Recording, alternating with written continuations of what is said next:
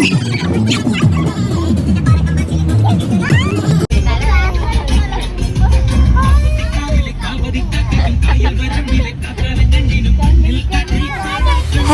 ഒരു കുഞ്ഞു യാത്രാവിശേഷമാണ് കേട്ടോ ഇന്നത്തെ വ്ളോഗിലുള്ളത്. അപ്പോൾ ഇതാ ഞങ്ങൾ മൂകാംബികയ്ക്ക് പോവുകയാണ്. നമ്മളെ വീട്ടിലുള്ളവരും അമ്മൂൻ്റെ വീട്ടിലുള്ളവരും ഒക്കെയാണ് ഉള്ളത്. അപ്പോൾ ആദ്യമായിട്ടാണ് ഇങ്ങനെ രണ്ട് കൂട്ടരും കൂടി ഒരുമിച്ച് ഒരു നീണ്ടൊരു യാത്ര പോണത് കേട്ടോ. നീണ്ട യാത്ര എന്നല്ല, കുറച്ച് ലോങ്ങിലേക്ക് പോണത്.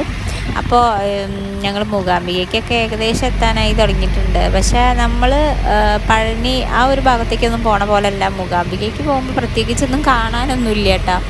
പിന്നെ ഞങ്ങൾ രാത്രിയായിട്ട് ഇറങ്ങിയിട്ടുണ്ടായിരുന്നത്, ഒരു 7:30-ക്കൊക്കെയാണ് വീട്ടിൽ നിന്ന് ഇറങ്ങിയിട്ടുണ്ടായിരുന്നത്. അങ്ങനെ രാവിലെ ഒരു 7:30-ക്ക് നമ്മൾ മൂകാംബികയിൽ എത്തിയിട്ടാണ്. പ്രത്യേകിച്ച് ഒന്നും വഴിയിൽ രണ്ട് സൈഡിലൊന്നും കാണാനുണ്ടായിരുന്നില്ല. മറ്റിടത്തൊക്കെ പോകുമ്പോൾ ഒരുപാട് കൃഷിയിടങ്ങൾ, ഒരുപാട് ഗ്രാമപ്രദേശങ്ങളൊക്കെ കാണുമല്ലോ. നമ്മൾ ഇത്രയും ലോങ്ങിലേക്ക് പോകും. മൂകാംബികയ്ക്ക് പോകുന്ന വഴിക്ക് അങ്ങനത്തെ കാഴ്ചകളൊന്നും ഉണ്ടായിരുന്നില്ല കേട്ടോ. അങ്ങനെ ഞങ്ങൾ അവിടെ രാവിലെ ഒരു 7:30-ക്കൊക്കെ എത്തി. ഇത് അച്ഛൻ അലേനെ എടുത്ത് പുറത്തേക്ക് ഇറങ്ങിയിട്ടുണ്ട്. ഉണ്ണിയൊക്കെ റൂം അന്വേഷിച്ചിട്ട് ഇറങ്ങിയതാണ് കേട്ടോ. പക്ഷെ കുറേ നടന്നതിന് ശേഷമാണ് റൂം കിട്ടിയത്. അത്രയും തിരക്കായിരുന്നു കേട്ടോ അവിടെ. പിന്നെ നല്ല റേറ്റുമാണ് റൂമിന്. അങ്ങനെ ഒരു റൂം സെറ്റായിട്ടുണ്ട്. 4 മണിക്കൂർ വെറും ഞങ്ങൾക്ക് കിട്ടിയുള്ളൂ. 4 മണിക്കൂറിനുള്ളിൽ റൂം വെക്കേറ്റ് ചെയ്യണം.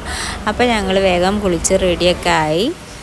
എന്നിട്ട് ഇതാ ചോറൂണിന് പോവുകയാണ് കേട്ടോ. അപ്പോൾ അവിടെ ചോറൂണ് സ്റ്റാർട്ട് ചെയ്യണത് 9:30 തൊട്ടിട്ട് ഉച്ചയ്ക്ക് 1 മണി വരെയൊക്കെയാണെന്നാണ് പറഞ്ഞത് കേട്ടോ. അപ്പോൾ ഞങ്ങൾ ഇതാ എല്ലാവരും റെഡിയായി അങ്ങോട്ട് എത്തിയ സമയം എന്ന് പറയുന്നുണ്ടെങ്കിൽ കറക്റ്റ് സമയമായിരുന്നു. നമ്മൾ ഇത്രയും ദൂരം ചെന്നിട്ട് കണ്ട കാഴ്ച തന്നെ ഭയങ്കര സന്തോഷം നിറഞ്ഞൊരു കാഴ്ചയായിരുന്നു കേട്ടോ. ഇതാണ് അമ്പലത്തേക്കുള്ള വഴി. അപ്പോൾ ഇവിടെ ആദ്യം ചെരുപ്പൊക്കെ ഊരി വെക്കണം. ചെരുപ്പ് ഊരി വെക്കുന്നിടത്ത് ഒരു ചെരുപ്പിന് 2 രൂപ അങ്ങനെ എന്തോ ആണുള്ളത് കേട്ടോ. അങ്ങനെ നമ്മളെല്ലാവരുടെ ചെരുപ്പാടെ ഊരിയൊക്കെ വെച്ച് എന്നിട്ട് എല്ലാവരും കൂടി അമ്പലത്തേക്ക് നടന്നു. അമ്പലത്തിൽ നടന്നിട്ട് എനിക്ക് തോന്നുന്നു കുറച്ച് സമയം അവിടെ നിൽക്കേണ്ടൊക്കെ വന്നു. പിന്നെന്താ, ഇവിടെ നിന്ന് കാണുമ്പോൾ വലിയ തിരക്കൊന്നും തോന്നുന്നില്ലെങ്കിൽ പോലും അമ്പലത്തിൽ അത്യാവശ്യം നല്ല തിരക്കൊക്കെ ഉണ്ടായിരുന്നു. അപ്പോൾ ഇതാണ് ഞാൻ പറഞ്ഞ സന്തോഷകരമായിട്ടുള്ള കാഴ്ച എന്ന് പറഞ്ഞത്. ദേവി അമ്പലത്തിനെ പ്രദക്ഷിണം വയ്ക്കുകയായിരുന്നു. അങ്ങനെ തന്നെയാണ് പറയുക തോന്നുന്നത്. പ്രദക്ഷിണം വയ്ക്കുകയായിരുന്നു കേട്ടോ. അപ്പോൾ ദേവീനെ ആദ്യം ഇതുപോലെയാണ് ഒരു 2 റൗണ്ടോ 3 റൗണ്ടോ അങ്ങനെ പോയി. അത് കഴിഞ്ഞിട്ടൊരു രഥത്തിലായിരുന്നു. അത് കഴിഞ്ഞിട്ട് പിന്നെ ഒരു മഞ്ചലിൽ ദേവീനെ ഇരുത്തിയിട്ട് ദേവീനെ എന്താ പറയുക ഉള്ളിലേക്ക്, അമ്പലത്തിൻ്റെ ഉള്ളിലേക്ക് കൊണ്ടുപോയിട്ടാണ്. അങ്ങനെയാണ് ഉണ്ടായിരുന്നത്.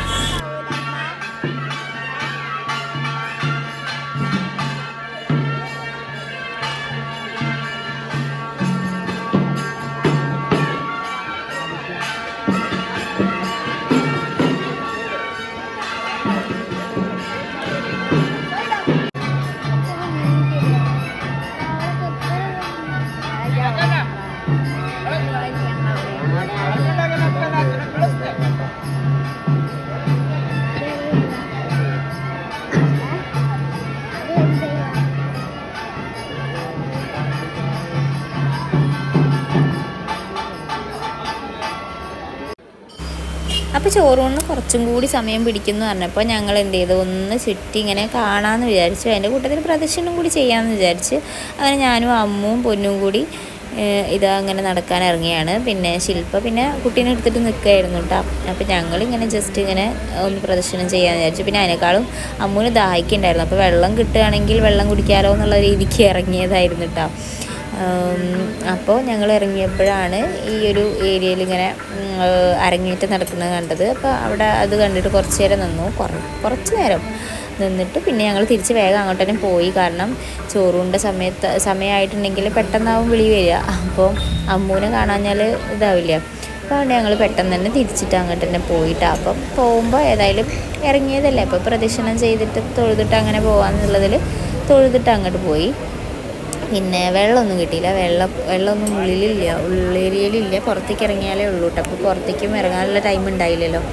അപ്പോൾ അതുകൊണ്ട് അങ്ങോട്ട് പുറത്തേക്കൊന്നും പോയില്ല. അപ്പോൾ ചോറൂണ് ഇതാ നടന്നുകൊണ്ടിരിക്കുകയാണ്. എഴുത്തിനിരുത്തുന്ന അവിടെ തന്നെയാണ് ചോറൂണും ഉള്ളത്. ആ സമയത്ത് തന്നെയാണ് ചോറൂണും ഉണ്ടായിരുന്നത് കേട്ടോ. അപ്പോൾ അവരുടെ കൂട്ടത്തിൽ തന്നെ ഇവർക്ക് എഴുത്തിനിരുത്തുന്നവരുടെ കൂട്ടത്തിൽ തന്നെ ചോറൂണും അങ്ങനെയാണ് ഉണ്ടായത്. ഞങ്ങൾ വിചാരിച്ചത് ചോറൂണ് കഴിഞ്ഞിട്ടല്ല, എഴുത്തിനിരുത്തൽ കഴിഞ്ഞിട്ടായിരിക്കും ചോറൂണ് ഉണ്ടാവുക എന്നാണ് വിചാരിച്ചിരുന്നത്. അപ്പോൾ അതുകൊണ്ടാണ് ഇത്രയും ലേറ്റ് ആയത്. അത് വിചാരിച്ച് അവിടെ നിന്നു.